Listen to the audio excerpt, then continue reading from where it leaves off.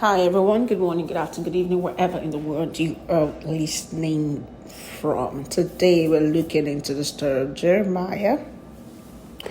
And there's another character whose name I didn't write. His name is Ebed-Melech.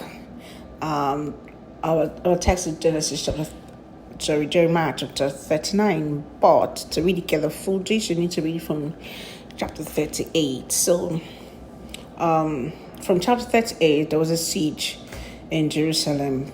Nebuchadnezzar, the king of Babylon, had come to rattle Jerusalem and take guys, across to Babylon. So King Zedekiah's officials were growing increasingly hostile towards Prophet Jeremiah for his prophecies that Judah was going to fall. So in Jeremiah 38 verse 46, we see that the officials threw Jeremiah into a muddy cistern where he was likely to die slowly from starvation and exposure to cold and all of that.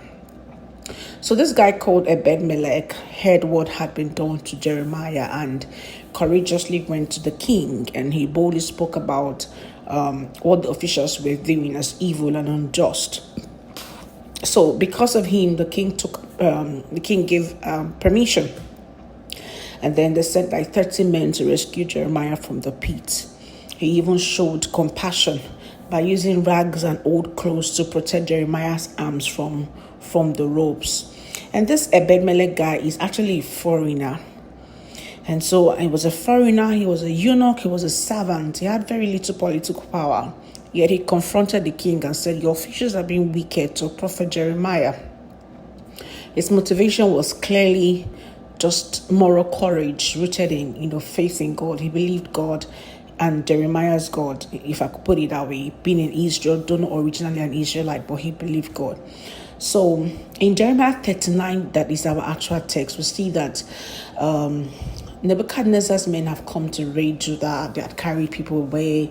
They've left just very poor people, left the people that had really nothing to lose, were left back in the city.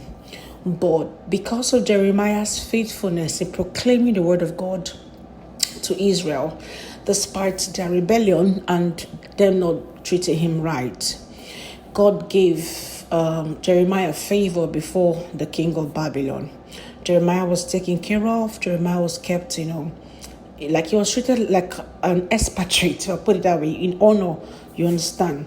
So the Lord also sent a word to, to Jeremiah on behalf of Ebed-Melech, saying that because you trusted, I was going to take care of you. I was going to, honor you and preserve you.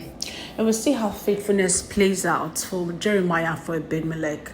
From the Ebed-Melech perspective, I want to talk about how we are expected to not look away when people around us are suffering, especially if we could at least stand a chance to make a difference for them, especially when you know that this person is a believer, a child of God, a prophet of God, or just a son of God, right? You are in your office, you've seen someone being treated badly, and you know that you can put in a good word for them. Do you understand? That Ebed-Melech guy literally risked his life because the king could have responded. Zedekiah was the king. He could have responded in a very negative way against Ebed-Melech. But many were like, no, this is God's prophet, and we need to treat him right. So we see God promising Ebed-Melech that he was going to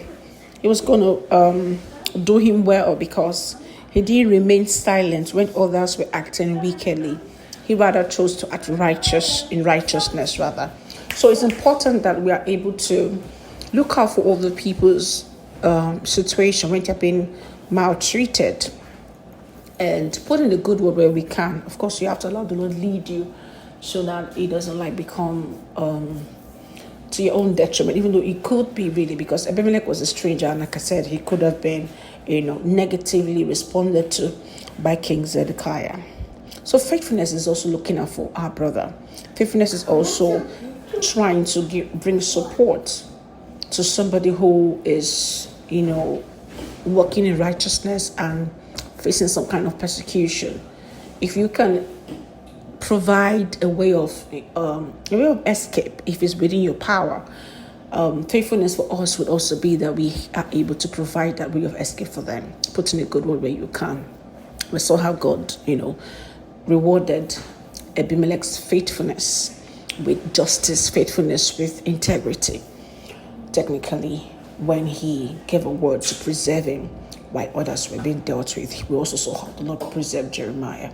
So look around you, your church, your street, your home, that house help that the madam is dealing with.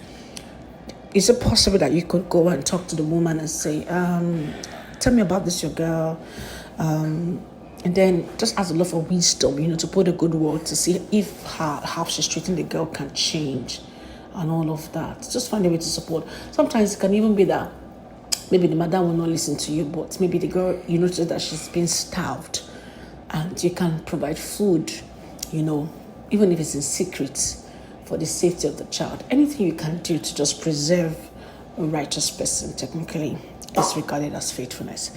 God bless your heart. I'll see you in the next one.